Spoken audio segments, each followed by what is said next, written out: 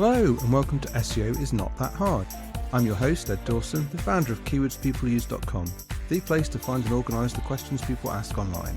I'm an SEO, developer, affiliate marketer and entrepreneur. I've been building and monetising websites for over 20 years and I've bought and sold a few along the way. I'm here to share with you the SEO knowledge, hints and tips I've built up over the years. Hello, welcome to SEO is Not That Hard. It's me, Ed, here as usual. And today I'm going to talk about how Google uses click data for ranking. Now, this is kind of quite a hot topic at the moment because of all the detail in the Google API leak of the past few weeks around how Google uses click data and clickstream data. Now, this is I'm going to talk about particularly how they use click data from the Google search results.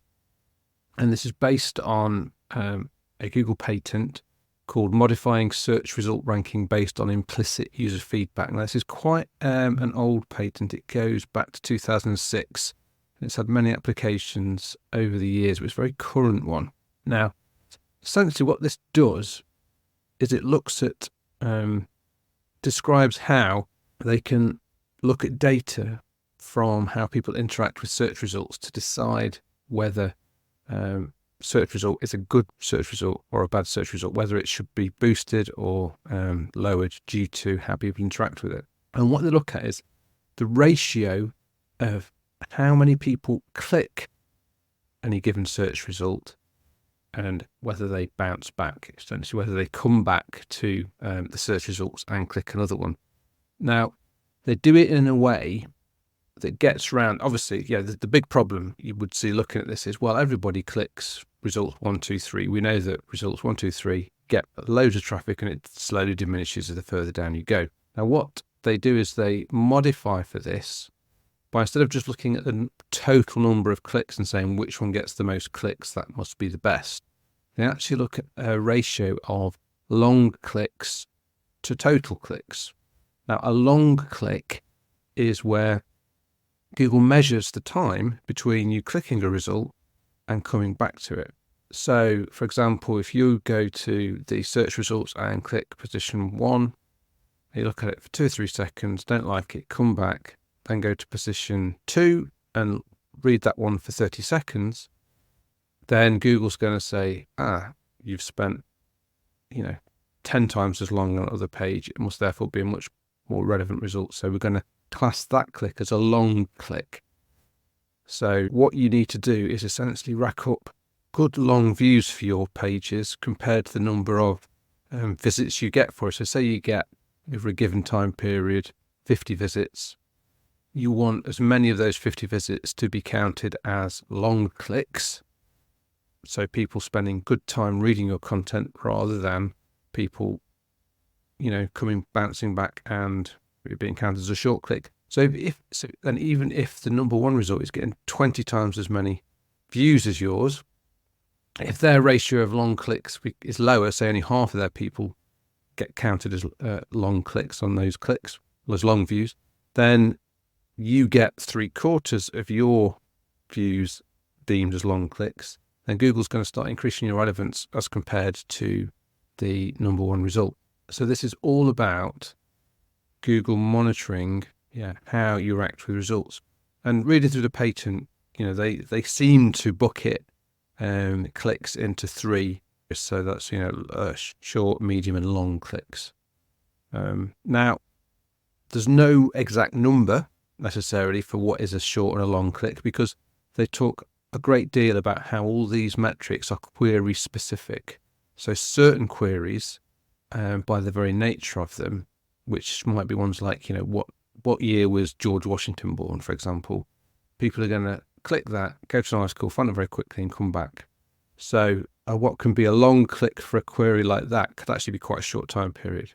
Whereas if you're asking something much more complicated, like how does Pythagoras' theorem work, where, if you're going to wanting to learn how that works, you're going to spend a lot more than 2 seconds on a page. So long clicks for that kind of query are going to become much longer in relative to others. So they can obviously work this out for every query. So for every query that they do, they can start to watch and generate these metrics and then compare pages and how users react to them. And they say in the patent themselves that, the very best marker of relevance is how real use searchers interact with the results pages that they're given and the results that they go and look at. So that's why they're using this click data to sort of weight results in the search engines. Now, I will share a link to this patent in the show note, but there's lots of interesting information in there.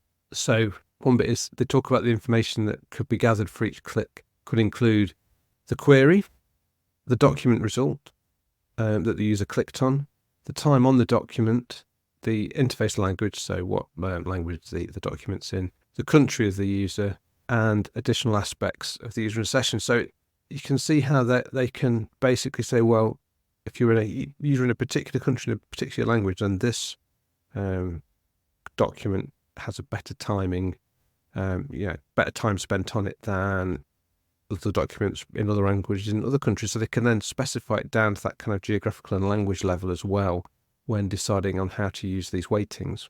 They also talk about how they can distinguish between informational and navigational intent for results, and how they can sort of discriminate between them essentially. So for some queries which might have an element of informational and navigational intent, they can essentially say, right, well, we want to have a mix of informational and navigational results in the set, but we know that navigational results might have very quick response times compared to informational ones. So they can actually weight the document intent type when they're looking at this data. So this will prevent just purely informational, really dense results overtaking all query types. If in some query types, it's going to be generally the right result to have some short timing,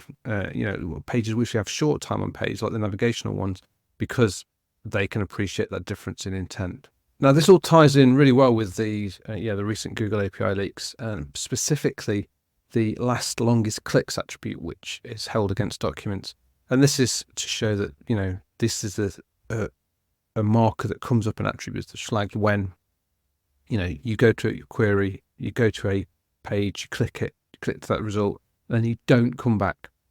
You don't come back and click at the result. So it's eventually a really good signal to say, actually, this page really answered this user's intent, and it's obviously the relevant and useful resource for them. And that's like a really, really good marker, obviously. So how is all this useful for SEO? Well, obviously, it means you've got to really think about creating articles, information that actually really answers the user's queries. It's really, really important to either give the person who's coming onto your page the right place to go next. So this is like a case of, okay, you've arrived on this page and this is how we're going to answer your question, but here's all these other relevant documents you might want to go to. So if you can start someone's journey and answer all their questions rather than leaving them with more that mean they're going to have to go back and see if another page answers that better, that's a really good thing to try and work on. And, just be exhaustive if you can on the topic, This is why it fills in quite nicely with our philosophy at keywords people use on basing your content around answering people's questions rather than just targeting, volume keywords in a way that's kind of haphazard. If you're thinking about questions and answering them in full and answering related queries on the within your pages and any other pages that you link to. So, for example, like I've mentioned in the glossary podcast that I did a week or so ago, where I said, it's really good to have a glossary so you can link to that terminology where someone reading who's new to your topic area and reading for the first time, if they come across terminology they don't understand, at least you can link to it, and it keeps them within your site rather than having to bounce back to the search results. So that could be a positive thing to do. So yeah, it does show the importance of answering a question well, rather than just trying to gain the click without worrying about whether you actually keep people on the site. So just gaining the click isn't going to help. What you want to do is gain the click and keep attention is the really important takeaway from this. So anyway, I hope that's been useful. As I say, the actual patent that relates to this is linked to in the show notes, so do go and read it. They can be a bit hard going, but just persevere with them because you can glean so much from them. Really recommend that. So anyway, until next time, see you later. Before I go, I just wanted to let you know that if you'd like a personal demo of our tools at Keywords People Use, that you can book a free, no obligation, one-on-one video call with me, where I'll show you how we can help you level up your content by finding and answering the questions your audience actually have. You can also ask me any SEO questions you have. You just need to go to keywordspeopleuse.com/demo, where you can pick a time and date that suits you for us to catch up. Once again, that's keywordspeopleuse.com/demo, and you can also find that link in the show notes of today's episode. Hope to chat with you soon. Thanks for being a listener. I really appreciate it. Please subscribe and share. It really helps.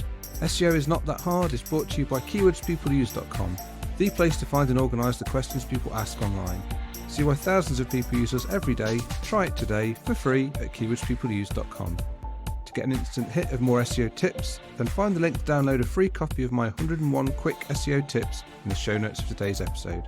If you want to get in touch, have any questions, I'd love to hear from you. I'm at Channel5 on Twitter. Or you can email me at podcast@keywordspeopleuse.com. Bye for now, and see you in the next episode of SEO is Not That Hard.